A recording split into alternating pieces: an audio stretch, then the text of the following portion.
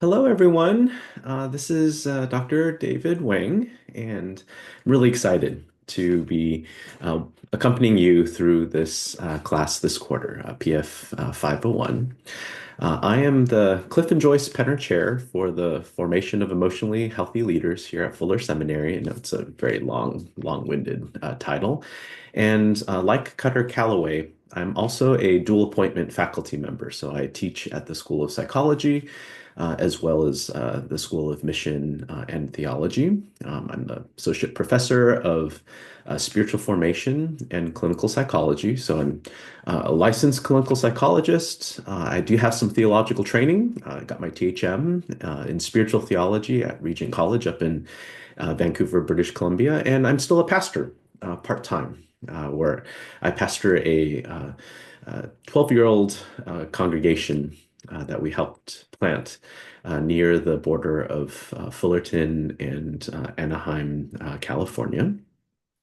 And the purpose of this video is to introduce you to a little bit to our class, to provide a little bit of a high level overview of the course, and to share a little bit about the why behind this course and the why behind why I think this course is important and some of my kind of aspirational hopes and dreams for our time together. As you look on the Canvas course, you'll get a sense of the flow for each week. So if you want to start by clicking that Start Here link. And for as each of the weeks of the quarter progresses, you'll click on week one, you'll click on week two, and follow the flow from there. You'll have a link not only to the syllabus, but to in each of those, week one, week two, week three links. You'll have links to the readings as well as the videos, as well as the assignments for that week. When you start this course by clicking on the Start Here link on Canvas, you'll note that there are links for not only the syllabus, which will correspond to all the different links set up on Canvas. But you'll also notice a link to formation group signups. So this is something really important for you to click on and to sign up for a formation group, especially in this first week. As you may or may not know, formation groups are a mentor-led small group that will meet a total of 4 times throughout this quarter at 90-minute intervals. And what we'll want for you to do is to sign up for a time slot, a formation group where when a formation group will meet together. That will work for you and your schedule. Formation groups, this is an online course that is, the most of the content is going to be asynchronous, meaning that you'll get to do it on your own time at a time that's convenient for you. And formation groups are the only required synchronous component for this course. And it will meet together on weeks 3, 5, 7, and 9. So again, it's going to only meet 4 times for 90 minutes apiece. And it's going to be led by a expert spiritual mentor, many of whom have been doing this for, over a decade. And the purpose behind these formation groups is that it's going to help you explore and accompany you as you explore the content. There's quite a lot of content in this course, but we're going to be exploring how this content is impacting you. How's it landing on your heart? How's it landing on your physical body? How is it moving your emotions? And what relevance might it have on your context and the ministries and organizations and communities that you work in and are a part of? So again, most of the coursework for this course is going to be asynchronous, including lectures. So, there are no in-person lectures for this class. This is designed to be, from the ground up, a online asynchronous course. And the only synchronous portion of this course is going to be, at least that's required, is going to be these formation groups. For one of your first assignments for this first week of the quarter, we'll like to invite you to introduce yourself over our discussion forums. And you can introduce yourself over a short video or a written post.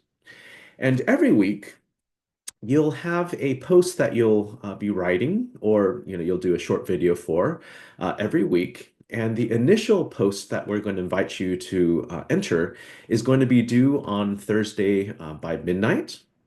And then following this initial post, we'll ask you to post two responses to two others in your small groups by Sunday midnight.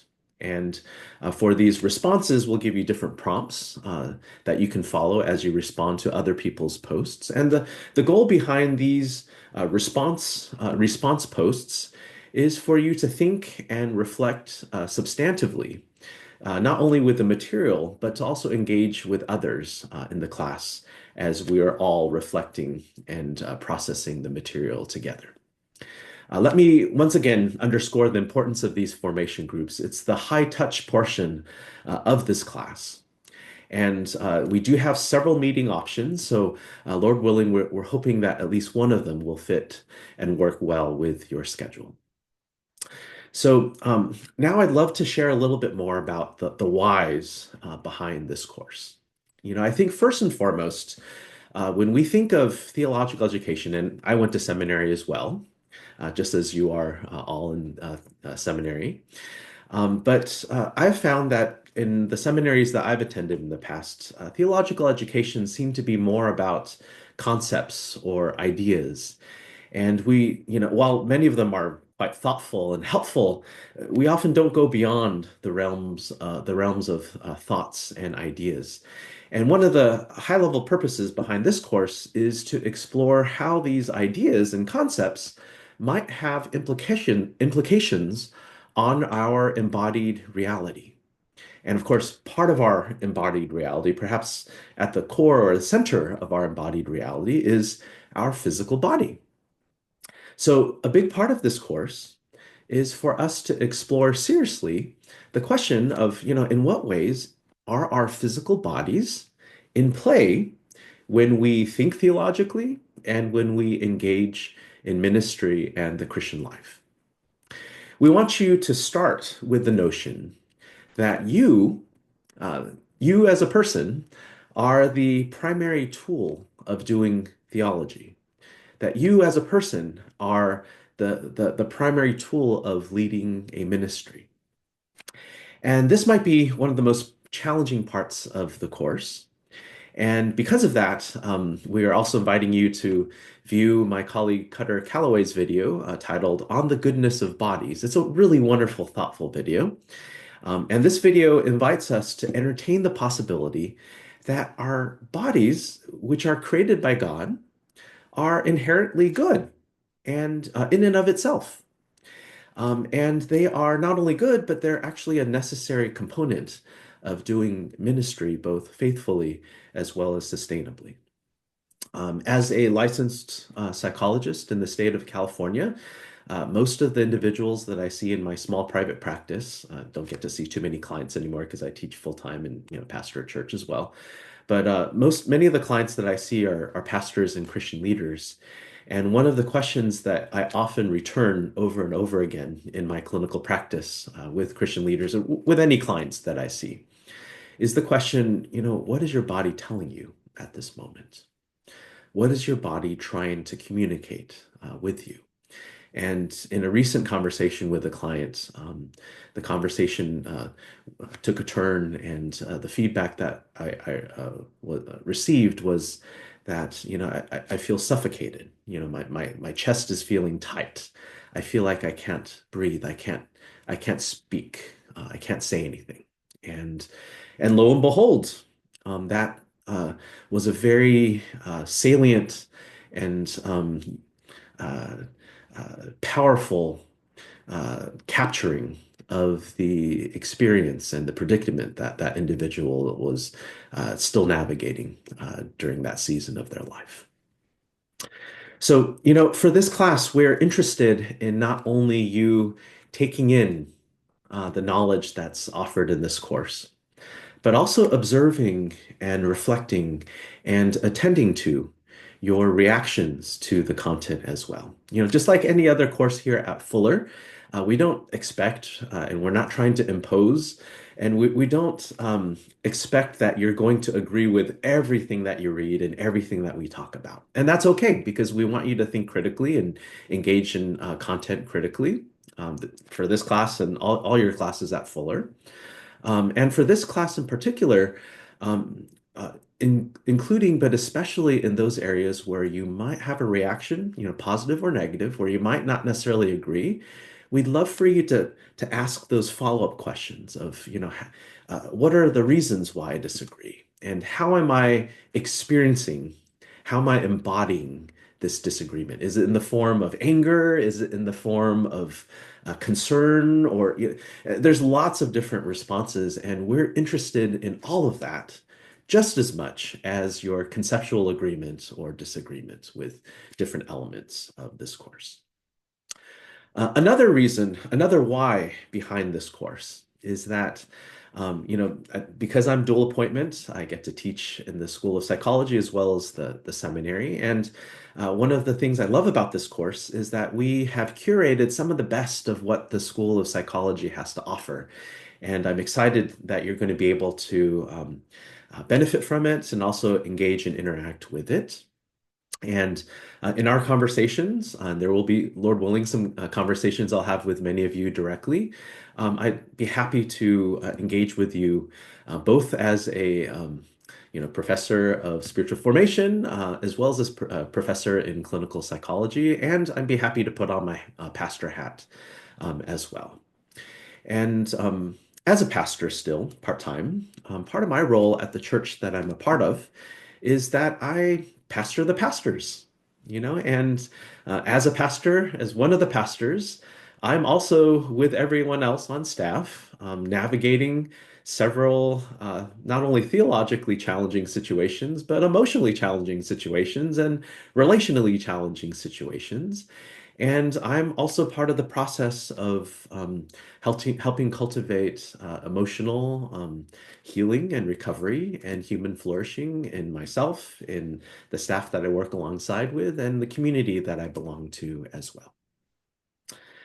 I happen to also be a trauma psychologist, um, and I do research on trauma, and I do research on spiritual formation, and I oversee some large grants funded by the Templeton Foundation on spiritual formation from global and ecumenical perspectives. And the more I engage the global family of God in this topic, not necessarily looking for this, but the more I'm also observing how so much of our formation happens in the midst of emotional pain and in the midst of emotional pain tied to trauma. But more of that. I'll definitely talk more about that in later weeks this quarter. I'd love to also briefly comment about, what psychological science is as well, because we're going to talk about psychological science quite a bit during this course. And psychological science has to do with exploring empirical research. And empirical research just means research involving data that we collect from observing the created world. That data that we collect from observing the world that God created, and research also tied to clinical practice that is rooted in clinical research. In the field of psychology, we call that evidence-based or evidence supported or evidence-informed practice. And both the research as well as this evidence-based clinical practice, they're both intended to help cultivate and facilitate and understand the nature and the embodiment of emotional healing and recovery and human flourishing. Concerning the final paper for this course, it's very much like a case study, an in-depth case study. And we've observed in the past iterations of this course that many case studies in the past have students have chosen to write about experiences of church hurt. And this has been a pattern. I think many of us, most of us, perhaps even all of us, have experienced things like this, especially many of us who've been in ministry for a while. And that's actually in response to that. That's one of the reasons why We have a whole week devoted to this topic now, on the topic of church hurt. But I also want to note that you don't have to write your case study on church hurt, but if you want to, you're also more than welcome to. And at the same time, even though I am a licensed psychologist and I still do psychotherapy, I also want to note that this class isn't about doing therapy or training you all to be therapists, although I do that in the School of Psychology. Though I do hope that our conversations and what we read and our engagement with the content of this course can, in fact, still be therapeutic. And if you feel like therapy might be something you might be interested in or you might benefit from, we definitely want to, and we have resources here available at Fuller that we will use this, and we will use this course to help connect you to any and all of them as well. Um, that though our class isn't about being about doing therapy, it is about taking a theologically and psychologically informed approach towards ministry, towards both faithful and sustainable ministry. And part of the reason is because as pastors and Christian leaders, many of you will be the first responders to various mental health issues and concerns in the communities that you serve. And because of that, as part of this first week, there's also an additional resource that we're going to invite you to view that speaks to, when to refer to a mental health professional. I also want to note that some topics covered in this course, like church hurt and church abuse, may lead to feelings of discomfort. I think we're also going to talk about purity culture, and that's also a very loaded topic that I think many of us have had mixed experiences with.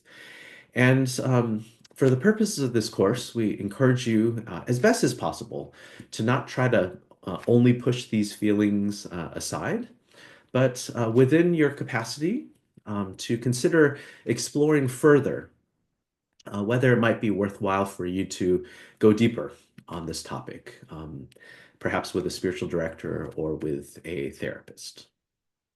One of the other highlights of this course is that not only every week, but every day of every week, for about 15 minutes, we're going to invite you to do in real life either a psychological or a spiritual practice. Things like prayer, meditation, walking alongside, stuff like that. And it will take some intentionality to set these new rhythms in your daily life. And it will take some intentionality to not only set aside time daily, but actually do it. Again, not just think about it, not just do it in our head, but actually get our bodies engaged in these activities.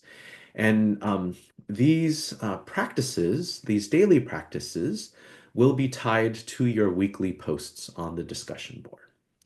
And through these practices, we hope that you're going to gain some tools that you can add to your tool belt. And again, it's okay for you to like some of them and not like some other ones.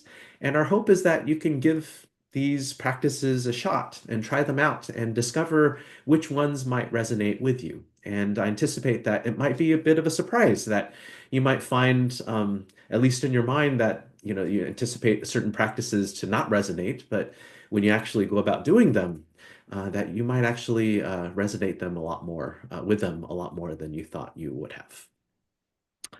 So, in going back to the topic of our weekly posts, we have that Thursday initial post, and then you have your two responses to the posts of two others in your small group. And these responses will follow prompts such as, I like, I wish, I wonder. And one of the reasons why we set up the responses in this way is, we're not asking you so much to debate conceptually or debate theologically or theoretically about, whether these ideas are theologically sound, and that can certainly be part of the conversation, but we don't want that to be the center of the conversation. And what I'm hoping more instead is for you to consider asking engaging questions like, well, how is this content? How are your reflections on this content? How's it making me feel?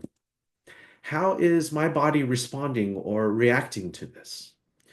Was it a struggle for me to engage in this practice? And if so, what might be some of the reasons behind the struggle? So again, these weekly journal entries, the initial ones will be due Thursday night, and then you'll respond to two others in your small group. And that will be due Sunday night. And again, let me emphasize, there's no wrong answers here. And we're hoping that responses can take the form of, affirmations, insights based on other people's reflections, or maybe even observations identifying points of communality or shared experience. You're wandering and exploring alongside other people, and we're accompanying each other. And honestly, I wish more of this was included in our churches and in theological education, but we can start here in this course. Let me emphasize one more time the importance of the formation groups, which meet on weeks 3, 5, 7, and 9. Uh, I know the leaders, they're rock stars. They come from all over the world, and they are such an important um, central substantive formational ingredient for this course that makes everything come together and make everything work. Another part of our weekly rhythm with this course is that on Monday morning or Sunday night, I will be recording and sharing a video introduction and orientation to the coming week, like this one, where I will summarize some of the key highlights of what we've seen or heard in the discussion groups from the week prior, and where I might address certain patterns or potential gaps and point to also what to expect in the coming week. The future videos, where orienting or introduction videos, won't be nearly as long as this one because there's so much ground to cover for this first week. But be on the lookout for those videos as well. So again, the rhythm for this class will be Thursdays, initial journal entry, Sundays, two responses to other colleagues' journal entries, Sunday night, Monday morning. Um, I'll have a short orientation to the coming week and a response to the prior week. And in addition to that, on Fridays at 4 p.m. Pacific time, and this is not going to start until week 2. So starting Friday of week 2 at 4 p.m., I'm going to personally host an optional, so this is not required, an optional live chat where I'm going to open up a Zoom room, and I'd love to invite you to come join me. And I might share some additional content that might complement and supplement the readings and the videos of the week, engage in Q&A and interact with you all, and help all of us, including myself, connect all the dots that are seeking to be connected as part of this course. So I'd love for you to join if you can. And again, these live chats are optional. Though if you do not join us live, we will also be recording them, and we will be asking you to view these recordings if you're not there joining us in person. So as a final word, my hope is that, and my encouragement is for all of us, including myself, to approach this course, to engage each other out of a posture of curiosity rather than just critique. So instead of just jumping straight to conclusions or judgments like this is not biblical or this is not theologically correct, you're fine to consider to make those conclusions. But in addition to those thoughts, perhaps to ask the additional question, to push further, and to ask follow-up questions like, well, you know, I may agree or disagree with this. And at the same time, I'm wondering, why would someone say this about God? Why would someone say this about the world? Why would someone say this in the first place? What brought this individual to this place where they might say or view or think in this manner? And I suspect that direction of inquiry might lead to quite a lot of fruitfulness and learning, just as you might benefit from the course content itself. So again, let me express again how excited and grateful I am to be part of this course with you all, and I look forward to meeting and working with you all this quarter. Thank you.